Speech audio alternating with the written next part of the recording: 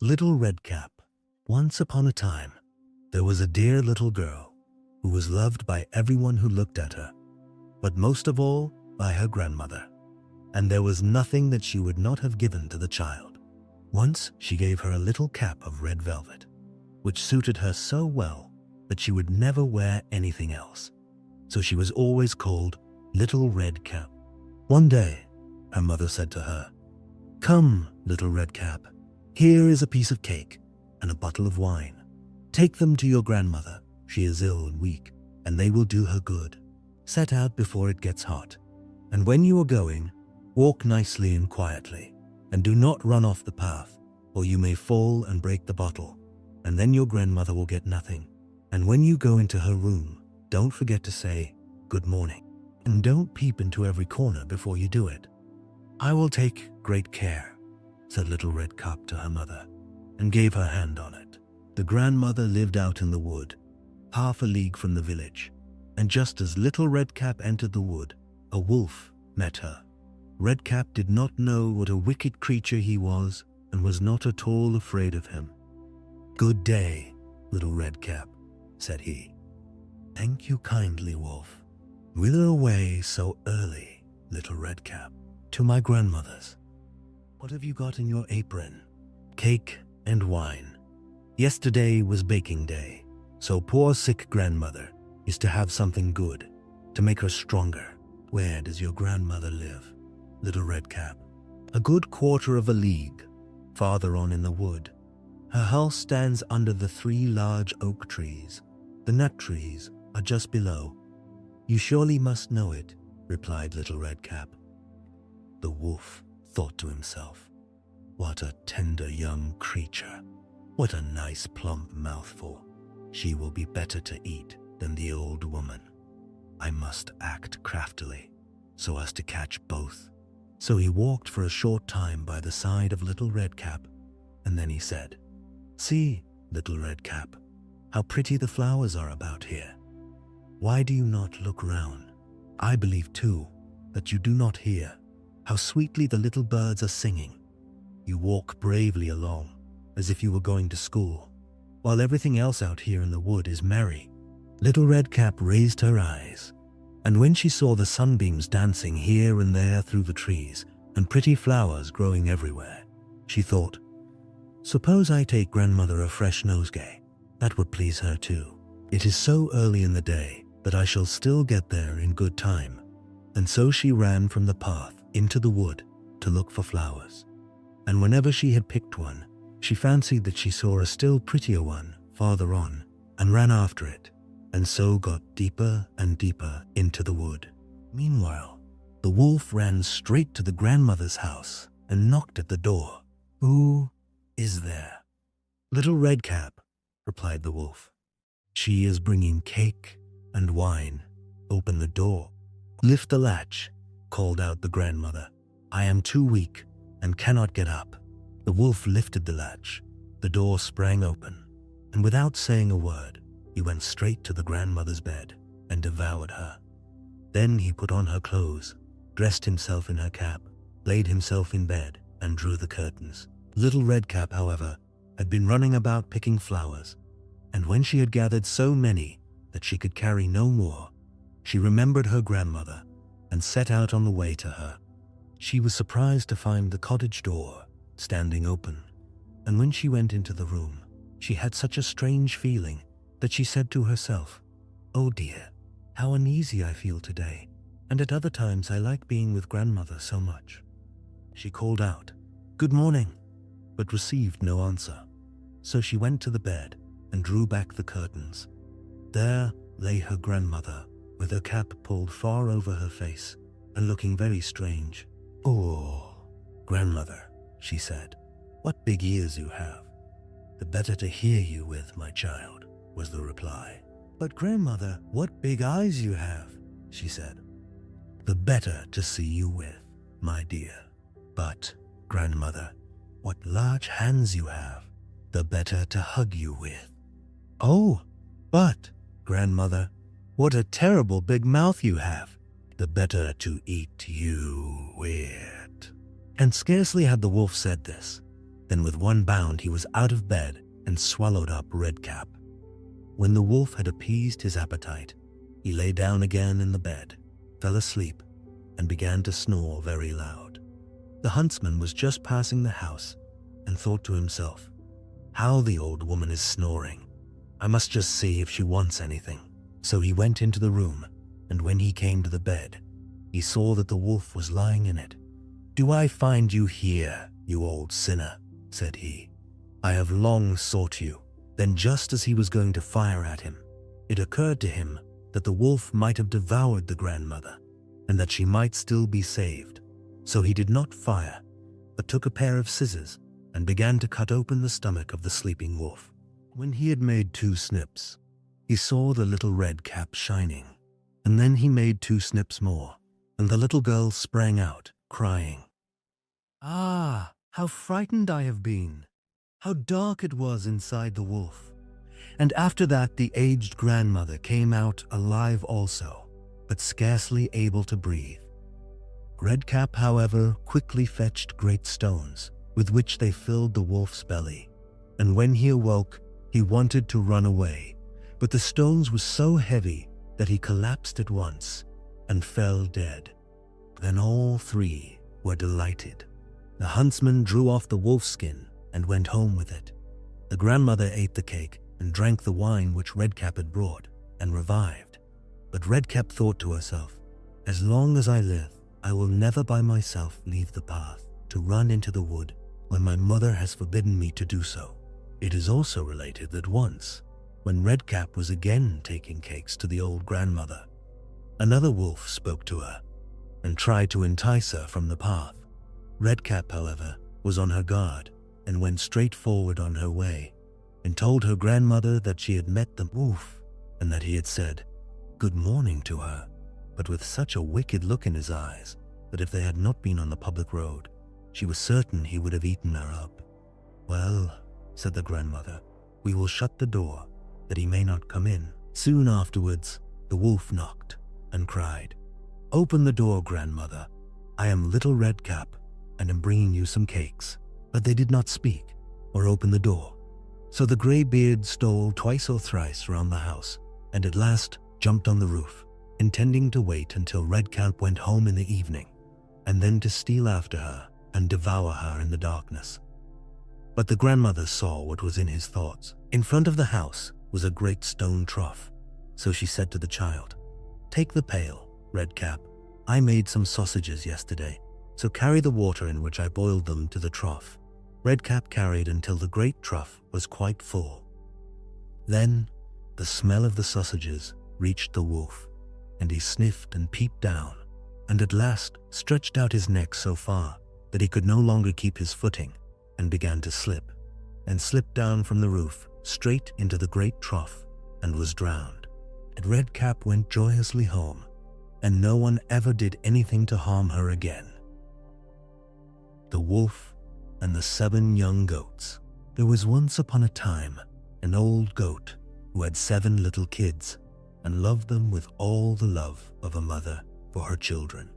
One day, she wanted to go into the forest and fetch some food, so she called all 7 to her and said, "Dear children, I have to go into the forest. Be on your guard against the wolf.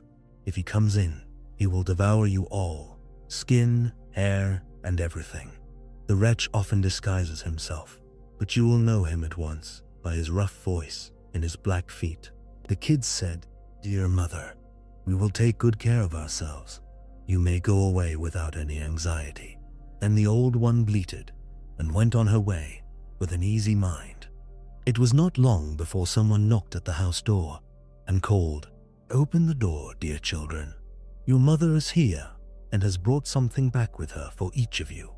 But the little kids knew that it was the wolf by the rough voice. "We will not open the door," cried they.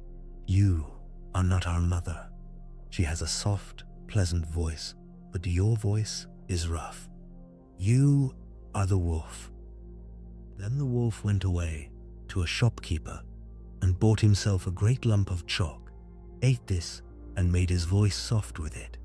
Then he came back, knocked at the door of the house, and cade. "Open the door, dear children. Your mother is here, and has brought something back with her for each of you." But the wolf had laid his black paws against the window, and the children saw them and cried, "We will not open the door. Our mother has not black feet like you. You are the wolf." Then the wolf ran to a baker and said, "I have hurt my feet. Rub some dough over them for me." And when the baker had rubbed his feet over, he ran to the miller and said, "Strew some white meal over my feet for me." The miller thought to himself, "The wolf wants to deceive someone," and refused. But the wolf said, "If you will not do it, I will devour you." Then the miller was afraid and made his paws white for him. Truly, this is the way of mankind. So now the wretch went for the third time to the house door, knocked at it and said, "Open the door for me, children. Your dear little mother has come home and has brought every one of you something back from the forest with her." The little kids cried, "First show us your paws, that we may know if you are our dear little mother." Then he put his paws in through the window, and when the kids saw that they were white, they believed that all he said was true, and opened the door. But who should come in but the wolf? They were terrified and wanted to hide themselves. One sprang under the table, the second into the bed, the third into the stove, the fourth into the kitchen, the fifth into the cupboard, the sixth under the washing bowl, and the seventh into the clock case. But the wolf found them all, and used no great ceremony. One after the other, he swallowed them down his throat. The youngest, who was in the clock case, was the only one he did not find. When the wolf had satisfied his appetite, he took himself off, laid himself down under a tree in the green meadow outside, and began to sleep. Soon afterwards the old goat came home again from the forest. Ah, what a sight she saw there! The house door stood wide open. The table, chairs, and benches were thrown down. The washing bowl lay broken to pieces, and the quilts and pillows were pulled off the bed. She sought her children, but they were nowhere to be found. She called them one after another by name, but no one answered. At last, when she came to the youngest, a soft voice cried, "Dear mother, I am in the clock case." She took the kid out, and it told her that the wolf had come and had eaten all the others. Then you may imagine how she wept over her poor children. At length in her grief she went out, and the youngest kid ran with her. When they came to the meadow, there lay the wolf by the tree and snored so loud that the branches shook. She looked at him on every side and saw that something was moving and struggling in his gorged belly. "Ah, heavens," she said, "is it possible that my poor children, whom he has swallowed down for his supper, can be still alive?" Then the kid had to run home and fetch scissors and a needle and thread, and the goat cut open the monster's stomach. And hardly had she made one cut than one little kid thrust its head out. And when she had cut farther, all six sprang out, one after another, and were all still alive, and had suffered no injury whatever. For, in his greediness, the monster had swallowed them down whole. What rejoicing there was! They embraced their dear mother, and jumped like a tailor at his wedding. The mother, however, said, "Now, go and look for some big stones, and we will fill the wicked beast's stomach with them, while he is still asleep." Then the 7 kids dragged the stones thither with all speed, and put as many of them into his stomach as they could get in. And the mother sewed him up again in the greatest haste, so that he was not aware of anything and never once stirred. When the wolf at length had had his fill of sleep, he got on his legs, and as the stones in his stomach made him very thirsty, he wanted to go to a well to drink. But when he began to walk and to move about, the stones in his stomach knocked against each other and rattled. Then cried he, "What rumbles and tumbles against my poor bones? I thought 'twas 6 kids, but it feels like big stones." And when he got to the well and stooped over the water to drink, the heavy stones made him fall in, and he drowned miserably. When the 7 kids saw that, they came running to the spot and cried aloud, "The wolf is dead." the wolf is dead, and danced for joy round about the well with their mother. The Frog King, or Iron Henry. In times of old, when wishes still had power, there lived a king whose daughters were all beautiful, but the youngest was so lovely that the sun himself marveled whenever he shone upon her face. Near the castle was a dark forest, with an ancient linden tree, beneath which bubbled a crystal-clear well. On hot days, the princess would sit by this well, tossing her golden ball into the air and catching it, her favorite pastime.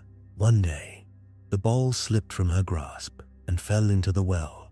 The princess began to weep bitterly, her tears flowing so freely that even stones would have shown pity. Suddenly, she heard a voice asking why she wept so. Looking around, she saw a frog stretching his thick, ugly head from the water. "Ah, it's you, old water splasher," she said. "I'm crying for my golden ball that has fallen into the well." "Be quiet and stop your tears," replied the frog. "I can help you, but what will you give me if I bring back your plaything?" "Whatever you wish, dear frog," she promised. "My clothes, my pearls and jewels, even the golden crown upon my head." The frog shook his head. "I care not for your clothes, pearls, jewels, or golden crown. But if you will love me, let me be your companion and playmate, sit beside you at your table, eat from your golden plate, drink from your cup, and sleep in your bed. If you promise this, I'll dive down and retrieve your golden ball." "Oh yes," she hastily agreed, thinking the frog could never leave his watery home. "I promise everything you ask, if only you'll bring back my ball." No sooner had she made this promise than the frog disappeared beneath the water, returning moments later with the golden ball in his mouth.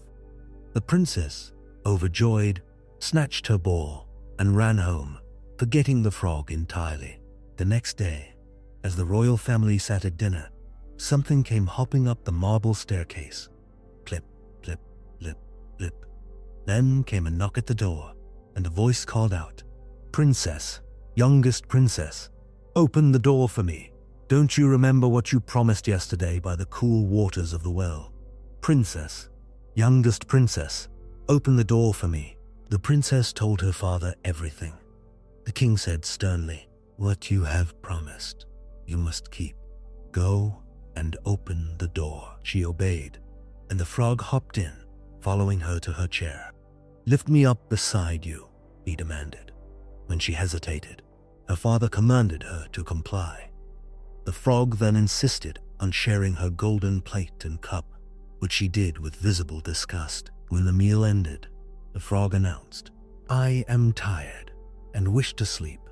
Carry me to your room, prepare your silken bed, and we shall lie down together." The princess began to cry, fearing the cold, clammy frog in her beautiful bed. The king grew angry and said, "He who helped you in your time of need should not be despised afterward." Reluctantly, she carried the frog to her bedroom and placed him in a corner. But he was not satisfied and demanded to be placed on her bed. Then he crawled toward her pillow, saying, "I want to sleep as comfortably as you." Her patience snapped. She seized him and threw him with all her might against the wall, crying, "Now, you will be quiet, odious frog." But when he fell, instead of a dead frog, there stood a prince with kind, beautiful eyes. By her father's will, he was now to be her dear companion and husband. He explained how a wicked witch had transformed him, and only the princess could break the spell by allowing him into her home and bed. They fell asleep, and when morning came, a carriage arrived, drawn by 8 white horses, adorned with white ostrich plumes and golden harnesses. Behind stood faithful Henry, the prince's servant, who had been so grieved by his master's enchantment that he had bound 3 iron bands around his heart to prevent it from bursting with sorrow. As they journeyed to the prince's kingdom, they heard a cracking sound. The prince turned and called, "Henry, the carriage is breaking." "No, master," replied faithful Henry. "It is merely a band around my heart, which nearly burst with grief when you were transformed into a frog and imprisoned in the well. Now that you are free and happy, my heart is swelling with joy, and the iron band is breaking." Twice more they heard the sound, and each time it was another band breaking from faithful Henry's heart. Thus the prince and princess traveled to his kingdom, where they lived in happiness for many years, the fisherman and his wife. There was once a fisherman who lived with his wife in a pigsty, close by the seaside. The fisherman used to go out all day long a-fishing, and one day, as he sat on the shore with his rod, looking at the sparkling waves and watching his line, all of a sudden, his float was dragged away deep into the water, and in drawing it up, he pulled out a great fish. But the fish said, "Pray let me live. I am not a real fish. I am an enchanted prince. Put me in the water again, and let me go." "Oh," said the man, "you need not make so many words about the matter. I will have nothing to do with a fish that can talk. So, swim away, sir, as soon as you please."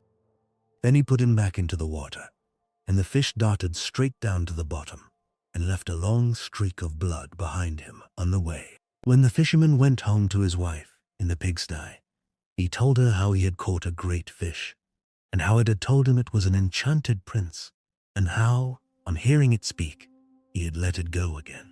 "Did not you ask it for anything?" said the wife. "We live very wretchedly here, in this nasty, dirty pigsty. Do go back and tell the fish we want a snug little cottage." The fisherman did not much like the business. However, he went to the seashore, and when he came back there, the water looked all yellow and green, and he stood at the water's edge and said, "O man of the sea, hearken to me. My wife Ilsebil will have her own will, and hath sent me to beg a boon of thee." Then the fish came swimming to him and said, "Well, what is her will? What does your wife want?" "Ah," said the fisherman, "she says that when I had caught you, I ought to have asked you for something before I let you go. She does not like living any longer in the pigsty, and wants a snug little cottage." "Go home then," said the fish. "She is in the cottage already." So the man went home, and saw his wife standing at the door of a nice, trim little cottage. "Come in," said she. "Is not this much better than the filthy pigsty we had?" And there was a parlor, and a bedchamber, and a kitchen, and behind the cottage there was a little garden planted with all sorts of flowers and fruits, and there was a courtyard behind, full of ducks and chickens. "Ah," said the fisherman, "how happily we shall live now." "We will try to do so, at least," said his wife. Everything went right for a week or two, and then Dame Ilsebil said, "Husband, there is not near room enough for us in this cottage. The courtyard and the garden are a great deal too small. I should like to have a large stone castle to live in. Go to the fish again and tell him to give us a castle." "Wife," said the fisherman, "I don't like to go to him again, for perhaps he will be angry. We ought to be easy with this pretty cottage to live in." "Nonsense," said the wife. "He will do it very willingly, I know. Go along and try." The fisherman went, but his heart was very heavy, and when he came to the sea, it looked blue and gloomy, though it was very calm. And he went close to the edge of the waves and said, "O man of the sea, hearken to me. My wife Ilsebil will have her own will, and hath sent me to beg a boon of thee." "Well, what does she want now?" said the fish. Said the man, dolefully, "My wife wants to live in a stone castle." "Go home then," said the fish. "She is standing at the gate of it already." So away went the fisherman, and found his wife standing before the gate of a great castle. "See," said she, "is not this grand?" With that they went into the castle together, and found a great many servants there, and the rooms all richly furnished, and full of golden chairs and tables, and behind the castle was a garden, and around it was a park 1/2 mile long, full of sheep and goats and hares and deer, and in the courtyard were stables and cowhouses. "Well," said the man, "now we will live cheerful and happy in this beautiful castle for the rest of our lives." "Perhaps we may," said the wife, "but let us sleep upon it before we make up our minds to that." So they went to bed. The next morning, when Dame Ilsebi awoke, it was broad daylight, and she jobbed the fisherman with her elbow and said, "Get up, husband, and bestir yourself, for we must be king of all the land." "Life," said the man, "why should we wish to be king? I will not be king." "Then I will," said she. "But, wife," said the fisherman, "how can you be king? The fish cannot make you a king." "Husband," said she, "say no more about it, but go and try.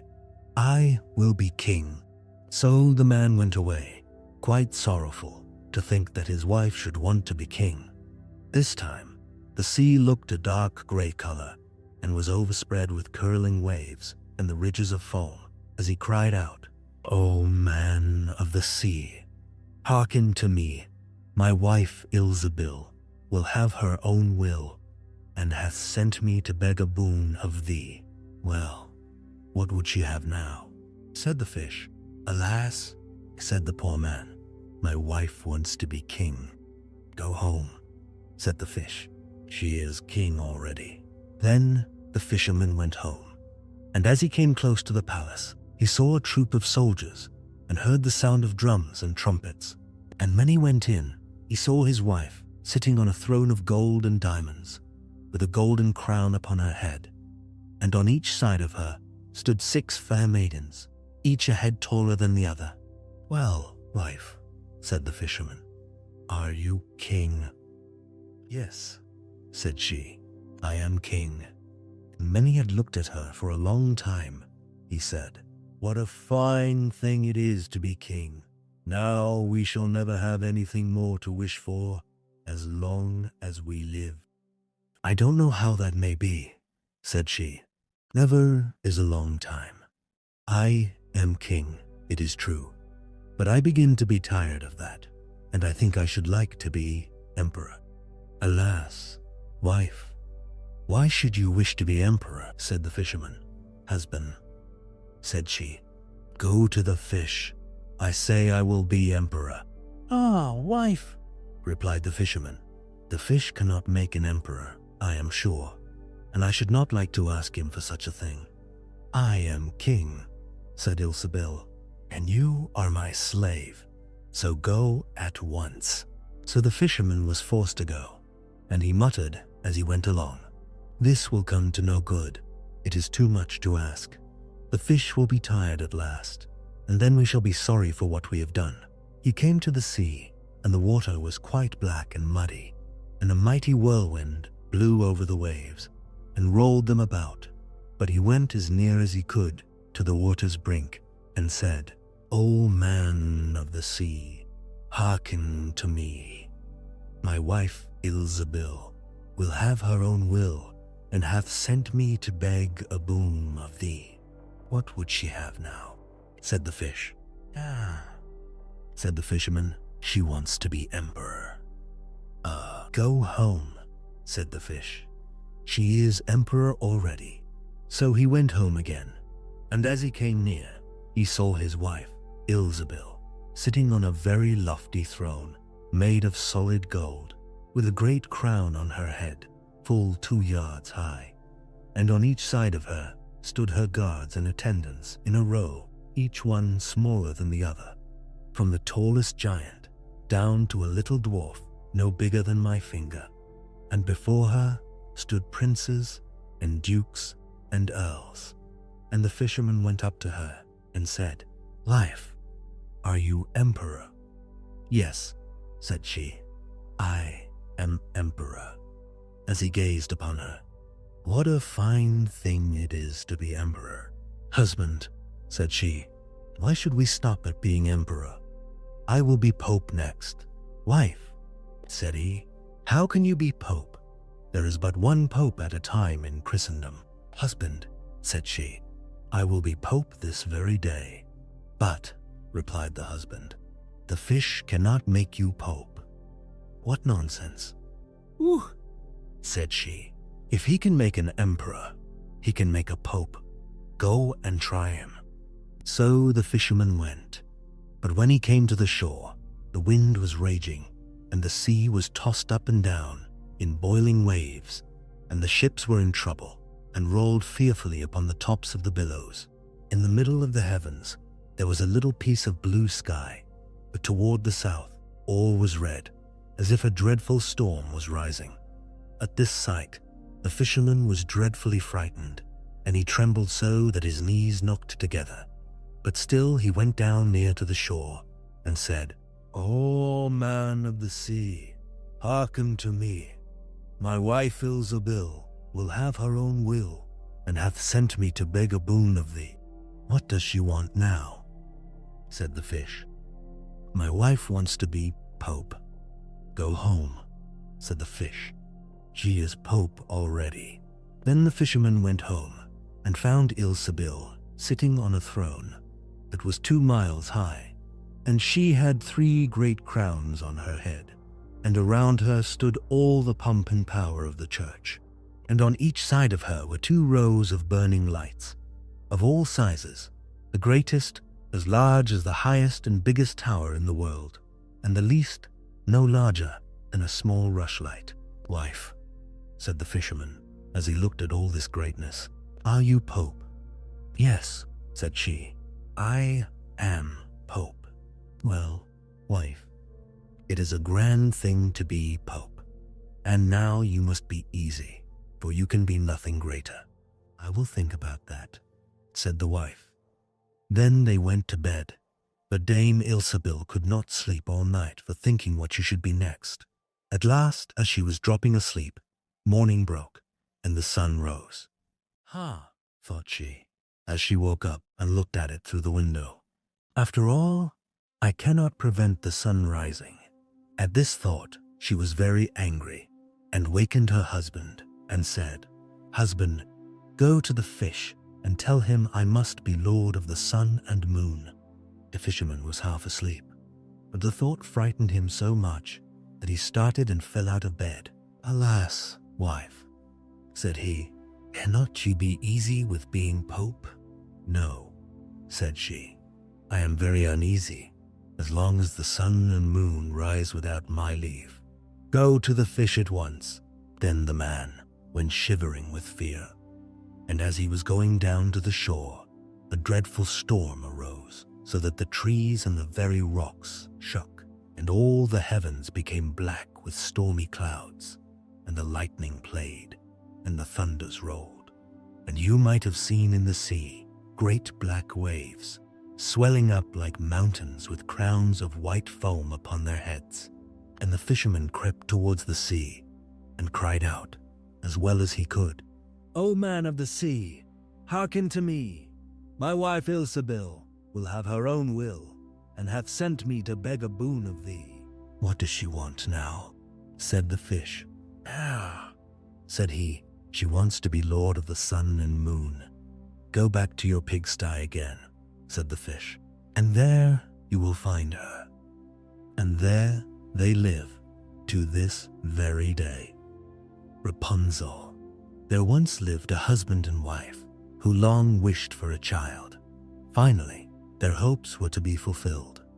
At the back of their house was a small window overlooking a magnificent garden filled with beautiful flowers and herbs. However, it was surrounded by a high wall, and nobody dared enter, for it belonged to a powerful enchantress feared by the whole world. One day, the wife stood at this window and looked down into the garden, when she noticed a bed planted with the most beautiful Rapian, Rapunzel. It looked so fresh and green that she developed an overwhelming desire to eat some. This craving grew stronger each day, and knowing she could never have any, she began to waste away. Her husband, alarmed by her decline, asked, "What ails you, dear wife?" "Ah," she replied, If I cannot eat some of the rapion from the garden behind our house, I shall die." Loving her greatly, he resolved to get the rapion, no matter the cost. At twilight, he climbed the wall, hastily gathered a handful of rapion, and brought it to his wife. She immediately made a salad and ate it with relish. But her craving only intensified, and to have peace, her husband returned to the garden the following evening. As he climbed back over the wall, he froze in terror. The enchantress stood before him. "How dare you enter my garden and steal my rapion like a thief?" she said with angry eyes. "You shall suffer for this." "Ah," he answered, "let mercy overrule justice. I did this out of necessity. My wife saw your rampion from our window and developed such a longing for it that she would have died if she couldn't eat some." The enchantress's anger subsided. "If it is as you say, I will allow you to take as much rampion as you want, on one condition. You must give me the child your wife will bring into the world. It shall fare well, and I will care for it like a mother." In his fear, the man agreed. And when the child was born, the enchantress appeared, named her Rapunzel after the garden plant, and took her away. Rapunzel grew into the most beautiful child under the sun. When she turned 12, the enchantress locked her in a tower in the forest. This tower had neither stairs nor door, only a small window at the very top. When the enchantress wanted to enter, she would stand below and call, "Rapunzel, Rapunzel, let down your hair." Rapunzel had magnificent long hair, fine as spun gold. When she heard the enchantress's call, she would unbind her tresses, wind them around a hook by the window, and let them fall 20 ells down, allowing the enchantress to climb up. After a few years, it happened that a king's son rode through the forest and passed by the tower. He heard singing so sweet that he stood still and listened. It was Rapunzel, who, in her solitude, passed time by letting her sweet voice resound. The prince wanted to climb up to her, but found no door in the tower. He rode home, but the singing had touched his heart so deeply that he returned to the forest daily to listen. One day, he witnessed the enchantress call, "Rapunzel, Rapunzel, let down your hair," and saw how Rapunzel let down her tresses and how the enchantress climbed up. The next day at dusk, he went to the tower and called, "Rapunzel, Rapunzel, let down your hair." The hair descended, and he climbed up. Initially, Rapunzel was terrified to see a man, having never seen one before, but the prince spoke kindly, telling her how her singing had touched his heart, giving him no peace until he saw her. Rapunzel's fear subsided, and when he asked if she would take him as her husband, she thought, "He will love me more than old Dame Gothel does," and agreed, placing her hand in his. "I will gladly go with you," she said, "but I do not know how to get down. Bring a skein of silk every time you come, and I will leave a ladder. When it is finished, I will descend, and you can take me away on your horse." They arranged for him to visit every evening.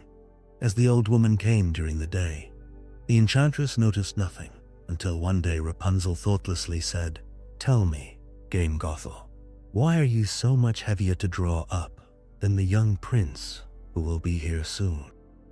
"You wicked child," cried the enchantress. "What do I hear? I thought I had separated you from the world, yet you have deceived me." In her anger, she seized Rapunzel's beautiful hair, wrapped it around her left hand, grabbed scissors with her right, and snip, snap, the beautiful tresses lay on the ground. She was so merciless that she took poor Rapunzel to a desert where she was forced to live in great grief and misery. The same day the enchantress banished Rapunzel. She fastened the severed tresses to the window hook. When the prince came and called, "Rapunzel, Rapunzel, let down your hair," she let the hair down. The prince climbed up, but instead of his beloved Rapunzel, he found the enchantress gazing at him with wicked, venomous eyes. He cried mockingly, You've come for your darling. But the beautiful bird sits no longer in her nest, nor does she sing anymore. The cat has caught her and will scratch out your eyes too. Rapunzel is lost to you. You will never see her again. The prince, mad with grief, leaped from the tower. He escaped with his life, but the thorns into which he fell pierced his eyes, blinding him. He wandered the forest in misery, eating nothing but roots and berries, constantly lamenting the loss of his beloved Rapunzel. For years, he roamed in wretchedness until he drifted into the desert, where Rapunzel lived in sorrow. He heard a voice that seemed familiar, and as he approached, Rapunzel recognized him and fell weeping upon his neck. 2 of her tears fell upon his eyes, and they grew clear again, allowing him to see as before. He led her to his kingdom, where they were received with joy, and they lived long in happiness and contentment.